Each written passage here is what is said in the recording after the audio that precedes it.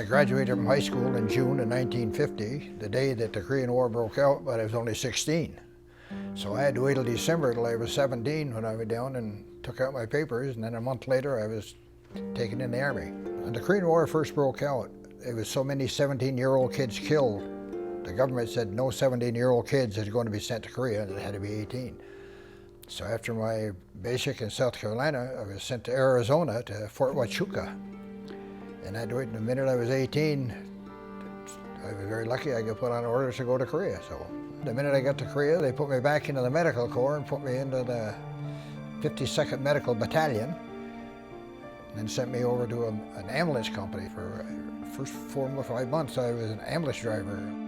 And it was pretty harrowing. There was no roads in Korea. Now you're driving an ambulance and you're in a convoy, you know, and people on the refugees on the road is unreal. It was scary driving, When you're 17, 18 years old and you just learned to drive a year before that, you know, you'd never, I'll tell you, learn to drive in a hurry. Finally, I got my wish. They transferred me over to the 2nd Infantry Division, and they put me into the 9th Medical Battalion, and then they assigned me to 3rd Battalion, 9th Regiment as a medic in a rifle company. South Korea was cold, but the minute you went up across the 38th parallel, and it was like a wind tunnel, that Siberian wind, oh, it was brutal. I don't know how them guys at the Chosin, how they ever get out of it.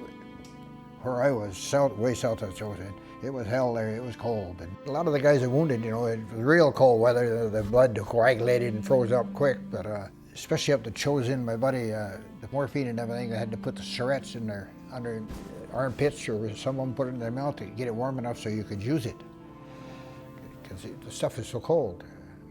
Now, if you made a cup of coffee, you better drink it in a hurry, because you're drinking ice water. When the war first started out, the 2nd Division was trapped at the Gauntlet, it was called. I don't know how many hundreds of ambulances and trucks and everything loaded with wounded. The Chinese killed and burned, and that's where the 2nd Division lost about 3,500 men to come down through that Gauntlet.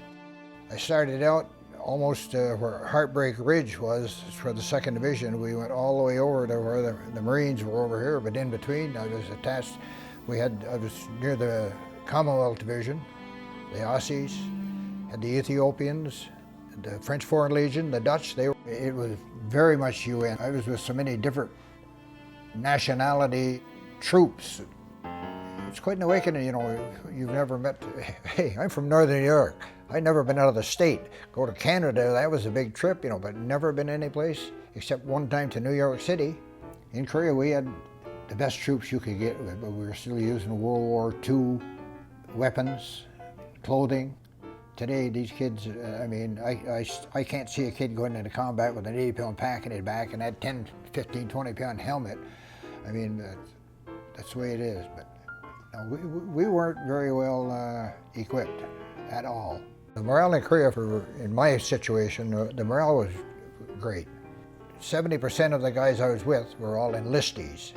The draftees get in there, you know, and they were sent, they didn't have any to say. When you enlist, you're automatically volunteering for everything. Well, these draftees, they didn't volunteer to go to Korea. They come, but they done their job. My last day when I was taken off the line back to my own company, the medical battalion, to be rotated back to Incheon to go home, they brought in 2 wounded guys, and they happened to be French Foreign Legionnaires, and I was in the tent probably from here away from there, and there was 4 doctors working on him, and that was it. Those were his last words. And I mean, I'm looking at myself. This guy looked almost like me laying there, and I said, Jesus.